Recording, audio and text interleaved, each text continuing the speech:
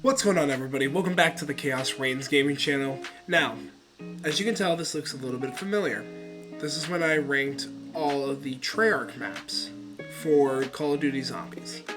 But today what we're going to be doing is we're going to be focusing on all these other maps down right up to here. We're not including the other Ascension maps, Bus Depot, any of these all the way up to the USS Mount Olympus. Just because, first off, that would be more than what I would have bargained for, as well as just in general, they do not fit basically the idea that I was kind of going for originally with the first video that I had, which was all about the original maps rather than the remakes of the maps. So we're going to go all the way with Advanced Warfare, we're going to be doing Infinite Warfare, and we're going to be doing World War II Zombies. So here's what I will say. Again, the stuff that I am basing this on was the replaying of a map, as well as the subjective point of view for me, because I know I may have a different point of view compared to you. And then lastly, the eggs, as well as just the entire story as a whole. I think a good story makes a great map as well, but I think the egg can make or break a map as well. So if you guys enjoy this kind of stuff, please make sure to hit the like button down below and let me know in the comments if you guys want to see any more of this. And without further ado, let's jump into the first map, Outbreak. Outbreak in Advanced Warfare, I think, was a good starting point. I think it was still ambitious enough that I actually just feel like it was cool because you got to meet with Khan, you got to meet with Oz, you got to meet with Decker, and the female of the group. Unfortunately, I can't remember her name off the top of my head. But I will say this, I think what made it really lackluster was just, you had the Cell 3 cauterizer, cool, but you also had the AE4, but you had to get it basically on a bundle as well for the AE4. To have that in the Zombies maps. And what also sucks was that this is technically DLC 1. This didn't even come with the game. So that's kind of what brings it down a little bit for me. However, I will say it is not a bad map by any stretch of the imagination. I think it is a cool start to how you figured out with the zombies with the exosuits, as well as basically what I call the infected horde. You also do have again, these are all because you can't use what Treyarch did, which is you have hyper damage, you have exo stockpile, or not exo stockpile, sorry, exo slam. You have your jug, you have your speed, you have your quick revive, but they're all called exo health or exo revive or exo stim, not exo revive. But here's what I will say that I actually did enjoy. Outbreak is one of the few maps that I actually did the Easter egg on solo. And I did the 25 counter, which I think was kind of fun. It was a little bit lackluster in my opinion, especially when you hear the flight of the Valkyries and you're going in for that. Unfortunately, I wasn't able to get that cutscene, but I still did the egg. So honestly, I'm probably going to give it a C, but I'm probably going to put it at least above. I'm going to put it at least above Knocked. Just because it has the Pack-a-Punch, and just because, in general, I think it's a little bit higher than where it could be. Or where it where it could have gone if it was done correctly. Infection. Honestly, if I had to be really honest, I'm going to be putting it in D tier, but I think it's at least above, I think it's above Terra Maledicta. But, here's my reasoning why. It's because of the egg that it's yes, you're making a burger, but Bubby is such a interesting mechanic that AW had introduced, as well as they introduced a couple other things to the map. Yes, you have the strikes. Yes, you have a new wonder weapon, which is the Magnetron. But here's what I will say that kind of ends it from there, is that it shouldn't be called Infection or Burger Town. It should be called Sewers, because that's where you spend most of your time. The Gator Trap can kill you, as well as you have giant Big Bertha running around with a riot shield and a hammer ready to strike you down at any second after round 10. and he's a beefy boy, and you don't even have Pack-a-Punch in that moment. And also, just the egg itself just is really confusing because you're making a burger, but at the exact same time, you're getting all these like nuclear launch codes, you're getting these other kind of like things for Bubby as well, and you're realizing that Atlas isn't what they say they are. But still, it's frustrating because it's so dimly lit when you're in the sewers. And the balanced survivor rounds that people say, oh yes, the survivor rounds, they suck because they can take away your stuff if you don't do them. And it's annoying. It's literally like, that's basically the game, is you have to escort no matter what if you want to keep your guns. And that's annoying to me. The only other great thing too is that after you complete the Easter egg, you see that Bruce Campbell's character shoots Oz in the head. And then that's how we figure out that Oz was technically a ground zero for this like zombie virus, and we play with Bruce Campbell's character from the other side, which is known as the Sentinel. But I digress. Next map is Carrier. I honestly think that Carrier is a B map. I think it's above Forsaken though. And the reason why I think it's a B map is because you have these split spawn rooms like it did for Verrucht, and it's the only other map to date that we know that actually does this. On top of it, it also introduced the M1 Irons pistol. You also have a great wonder weapon known as the LD Limbo. Besides the Cell 3, it was way better than the Magnetron. It was also cool because you were on a ship to where you got your exosuits, and the moon pool was actually really, really fun. However, the problem that I do have is that Oz just kind of echoes throughout, and he's just kind of annoying, as well as the teleporting zombies that you have there are a little bit annoying, as well as the infected rounds. But the infected rounds aren't actually that bad. The only other thing that I can think of that I don't mind but I don't like is you have to fish out for a pad that basically is like, okay, here, slip the pad inside. And then also, the problem that I do have too is that, yes, it includes Plinko, but you have to have specific grenades for that final area where it's like, oh yeah, you have to do this grenade, then this one, and then that's how you get the other pad to come out for you to teleport over to the beach in order to dig up to find the rod and reel, and then to find another pad. Like I said, it's just, there's a lot of like other things that are kind of done in Carrier that are just like, to me, I don't really think that I'm a fan of. But one of the ones I will say that I am a fan of is the Drunken Maze, which is kind of cool. But like I said, I at least think it's better than Outbreak, and I definitely think it's better than Infection. And then lastly, Descent. Descent is not a bad map. It was a good wrap-up to the Advanced Warfare story. I don't think it's the perfect one, but I think it's definitely one that made sense. And that's why I would say, honestly, I put it above Revelations. Yes, you had to fight Oz in the end. And yes, the drones of finding the 5 drones can be a little bit challenging when you're doing it by yourself. But when you do it with other people, it's actually very, very simple. And then on top of it, you also have the step where you go outside of the map on these pads that you have to fly over to. And I think that's a really smart idea. And yet, there's the other part too, which I really enjoy personally, is when you get into the giant Goliath suit, and you go outside, and you have to turn the valve, but you push past a zombie, and you're actually outside underwater, and it made it feel like the map Leviathan. And Leviathan is like one of my favorite custom zombies maps. I think my favorite though, personally, for custom zombies, side tangent, is Call of the Dead Remastered, but I will say Leviathan is a good pick.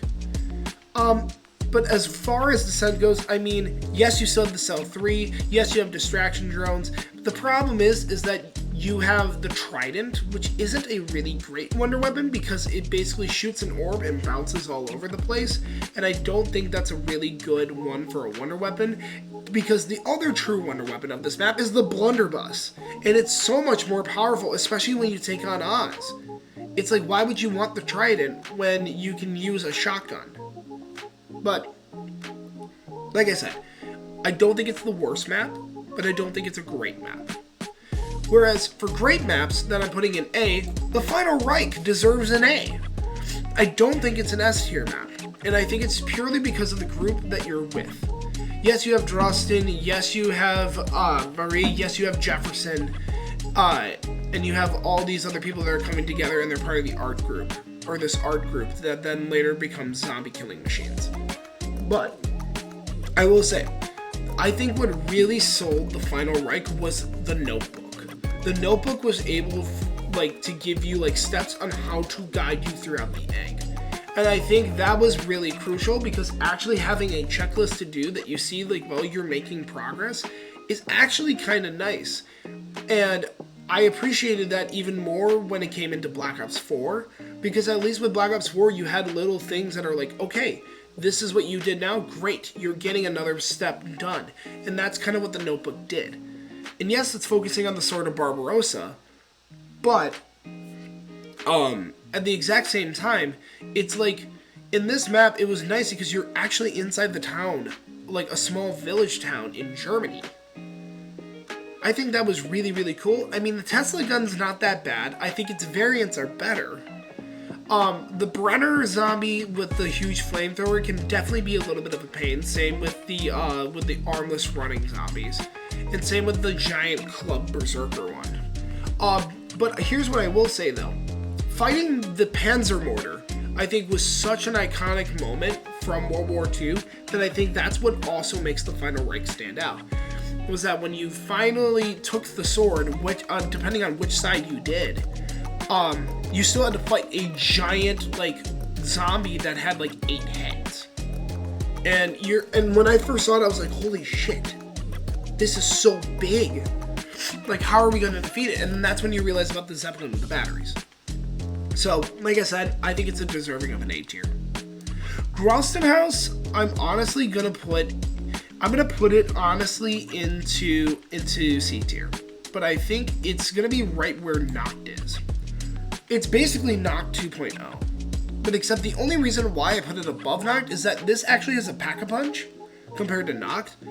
But the problem is with that one is you have to get Jack-in-the-Boxes. So you have to shoot lanterns to open up a crate in order to get to the mystery box. You have to get Jack-in-the-Boxes, throw it up on top of a rafter, and then get 10,000 points to the piano to let it play a little tune, and then you can finally hit the mystery box for 1,000 points for a pack-a-punch gun. And it also has a random perk machine. I will say I have the most memories, at least with the Final Reich and Gralston House, which is why I'm putting it up this high. And for me, it's like I said, if you're looking for a close quarter map when you're trying to basically just go for rounds and rounds and rounds, Gralston House is the way to go. Next up, the Darkest Shore. Honestly, it's a D tier map, and I think it's above Dead of the Night purely because of the mini bosses of the map. I can't think of the Meistermuklos. They're a weird kind of sort of tendril looking monster. It's nothing special, but it's one that is it's a new boss compared to the main Berserker Club one that we had seen, and I like that. I also do love the Ripsaw. I think it's very, very good. The reason why it's so low is because A, you're in the fog. B, the Easter egg is very, very tedious, and you don't have the notebook to guide you. And when I say tedious, I mean you have to find statues in order to place down into the center in this weird opening of a wall. You have to talk to a monk head at points. You sometimes have to sever body parts in order to reattach them to open doors as well. It's one that is it's a lot of fetching, and it's not a lot of gameplay. Even though, yes, you're shooting down, planes from a flak gun. Yes, you're also shooting down boats like it's Battleship. Those are cool. Those are awesome to, try out and to do. But the problem is that when you're getting bogged down by so many other details and so many other, holes that you can see, the final boss battle takes place on the beach, and you just have to kill a bunch of Meistermuklos. Just to then be okay, now we're gonna jump onto a Zeppelin to get to our next destination. It just doesn't make sense. And that's why I put it down into D. Now, the Shadow Throne. I think the Shadow Throne actually is in B, and I would honestly put it above the Giant. there's a main reason why I think I like the Shadowed Throne more is because, yes, there was a very complex Easter egg about, like, yes, you had to do, like, different tools, like the weighing of meat, but I think it's the boss fight that is truly, like, one that is really, really cool. Because the main boss that's there, you kind of start in the Zeppelin, you end up killing Strauss, and then you keep on fighting it outside of the Zeppelin. And I think it's one also that it's like, oh yeah, we're also including like the idea of the Russian forces being at this city. It's like basically Stalingrad all over again. And I think it was really cool because for me, with Stalingrad, we've only had like campaign missions in World War II games, and then Grad Kroveri that did this map. Kind of like justice for, like, when I say this map, I mean the city. And I think it was really cool, especially with the multiple different melee weapons. But, like I said, I just think it falls short. But again, I think the Shadowed Throne's okay. This is one that I don't really play often, just because I prefer to do it with other people. But I do enjoy it when I do play with other people. And I think it's a fun time. The torture path can go all the way down into F. You have three or four different maps that only go up to 10 rounds that you have to mentally prepare yourself for, and all of them are randomized. That's not a map. That's not a survivor-based map. That's just, can you complete tasks within a time limit? And it just sucks because there could have been so much more potential for the tortured path, but there is none. It's like yes, you have to collect different parts, but you already completed, like, getting all the different elements, like, with, like, the pommel, or, like, the handle. You've already gotten, like, part of the sword for the Sword of Barbarossa, and all the different ones. And this is all like, okay, let's combine it together. But at the exact same time, it's like, there's no point for the characters to be there. There's really none. They could have just easily gone to the Frozen Dawn, and it would have been fine. There would have been no issue. But this is like, okay, we need to at least have some filler, so let's add some filler with these maps. And it made me so frustrated, especially when you have to face the multiple different boss zombies for it, and you have to complete it within like 5 minutes. That's damn near impossible if you don't have the right layout. And that's what really frustrates me, is that you have to be very tedious and specific. And I just don't like it. I don't replay this one. It sucks for me. I can replay the Final Reich all I want, and it points to the Darkest Shore, and same with the Shadowed Throne. But I will never, ever go back to play the Tortured Path. It's too mind-numbing for me.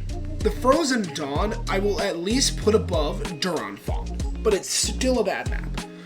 Because trying to get the different melee weapons, like, yes, you have the maul, yes, you have the hammer, yes, you have the scythe, and yes, you have, like, one other one that I didn't bother going for. But it's annoying. And also, on top of it, the boss fight is the Zombie King. Yet, in pre-patch, you were able to take the flamethrower and easily destroy him. That's not a boss fight. That's similar to finding, like, Raven the Redwoods or Zetsubo's Easter egg within a day. It's, like, this one is just, there's too many complicated steps that for a casual person like me a little bit, when I came to World War II, I didn't feel like I wanted to do the eggs. If honestly, for me, I actually wanted to not do the eggs after the Shadowed Throne came out. Because I looked at, like, the other eggs that were after it, and even during the Shadowed Throne, I got nervous about doing the eggs.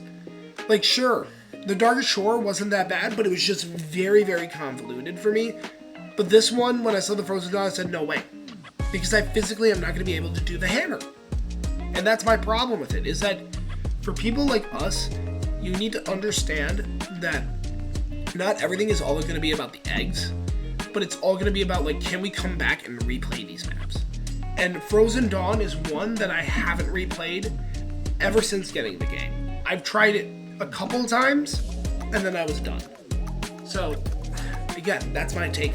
Next up, Zombies in Spaceland is an absolute S tier map. I think for Infinite Warfare, it had such a strong start. Lee Ross and the team did they didn't just want to focus on the zombies aspect, but what else you could do. Like, you had the arcade mode, you had the disco, you had, like, shooting hoops. Yes, Afterlife Arcade wasn't such a great idea, in theory, but it gives you a free Afterlife token. And even with Quick Revive, like, doing it solo, you get 3 of them, which is great. But I will say, with Zombies in Spaceland, the problem that I have with it is just the amount of, like, you have to defend the SETICOM. You have to do it again and again. And then on top of it, it's like you have the Simon Says step, and then you have aliens that spawn. But the aliens, it's like if you have more than one person in your game, that's how many aliens are going to spawn. So having 4 aliens is enough to take on, especially with all the zombies that are sprinting at you. That's going to be a lot of work. But I think for Zombies in Spaceland, it was a great, ambitious idea that was executed to a T for this game mode, because it wasn't trying to be this nitty-gritty zombies. It was, let's try to be colorful, let's try to go a different direction, and I think it was greatly appreciated. Now, Raven the Redwoods. I honestly would give this a high C. And here's my reasoning why for Raven the Redwoods. I honestly enjoy Raven the Redwoods. I know there's a bunch of people out there that do not enjoy this map. I personally do, because I enjoy Kevin Smith, and I think he's a neat kind of celebrity cast. Yes, David Hasselhoff was in Zombies in Spaceland, but I think what set this one apart was because of the Vlad crossbow. And it's because that with the Vlad crossbow, there's 4 different variants, and it reminded me of DE with the bows, but just in a different way. And I think that was what really sold it, as well as going into basically like psychedelic mode where you can see the slasher and everything, and then being at the end of it where it's like, okay, hey, there's the picture of Jay and Silent Bob, and then realizing that Kevin Smith was the one that actually killed Jay, and then becomes the super slasher boss fight at the end. I think was really, really a neat idea, but it was solved very, very quickly is my issue as well. I like Easter eggs that have a little bit of time where you have to figure out and solve it. It's not all going to be a cakewalk as easily as you think it is. But I will say, like I said, there are definitely still some flaws. I mean, of course, I'm not a huge fan of like the Sasquatches that kind of like come in and they can literally wreck you within a couple of hits if you're not careful enough. On top of that, I feel like there's a lot that is reliant on like, oh, instead of like getting kills, it's like, oh yeah, you have to shoot the arms or you have to get the legs. It makes no sense. Or getting just the skull. It's very just like, it's all over the place. And I'd rather just have it be like, you gotta get a kill. That's all it is. It's like a soul box. It would have been so much better. Shaolin Shuffle, I think, is a D. And I'm putting it at least above Infection, because at least Shaolin Shuffle didn't want to make me just quit the game. Yeah, and it was because of the Kung Fu. The Kung Fu attributes are actually kind of cool, because at least they base it on real fighting styles with the crane, the tiger, the dragon, and the snake style. I think those are really, really cool, and I think each of them have their own upside, like pros and cons. But at the exact same time, you have so many different not convoluted things, but just so many complex things that don't need to be overly complex. Like the first step of the egg is you have to find a rat cage and throw a ninja star at it. Why? Why does it have to do a rat cage? Or what's with all these symbols? And again, too, like with the phone booth, you're doing Morse code. Why? That makes no sense. This game shouldn't have Morse code for it. And I think that's kind of what slowed it down a little bit. I think another big issue as well was the Rat King eye and the heart would glitch out at points, which means that you would have to restart the egg again. And then on top of it, the boss fight is just not fun. Yes, you have to do multiple moments where you have to shoot symbols and everything, but it's not something that I want to do for an egg. I'd rather just kill the Rat King himself and then get on to the next egg. For a final boss fight, that is. On top of it, it's like there's multiple moments where it's like you have to go find posters, you have to go find these letters, and have to spell these words. But it's like you wouldn't know what to do if you didn't have a tutorial to guide you. That's what I'm saying. And speaking of a tutorial to guide you, Attack of the Radioactive Thing. This is going to be a controversial opinion, but I think it's in the middle of C. And where I'm putting it is right underneath Outbreak. I know people do not like this map. I know people do not appreciate it for what it is. The reason why I like it is because personally for me, it's a lot of replayability when it comes to just trying, there's different routes that you can go with it. And personally because of Change Choose, which was one that the community had asked for, and I think it's a new idea that was really good that later became Elemental Pop, which I think was really, really cool. The problem that mainly lied with this map was the chemistry step. You had to have the specific knowledge of okay, you gotta have this and you gotta add this. But how do you, when we were trying to figure this out when it first came out, we had no idea how to create it. And I actually got a chance to see, I don't remember who had the specific world record, or first in the world, but I just remember seeing it and them getting it right, and actually having the bomb that was there, the giant one that you feed to the radioactive thing, get launched. And I just remember how satisfying it was when people finally figured out how to do the chemistry step. And it felt like, instead of it being like a chore, like a good challenge.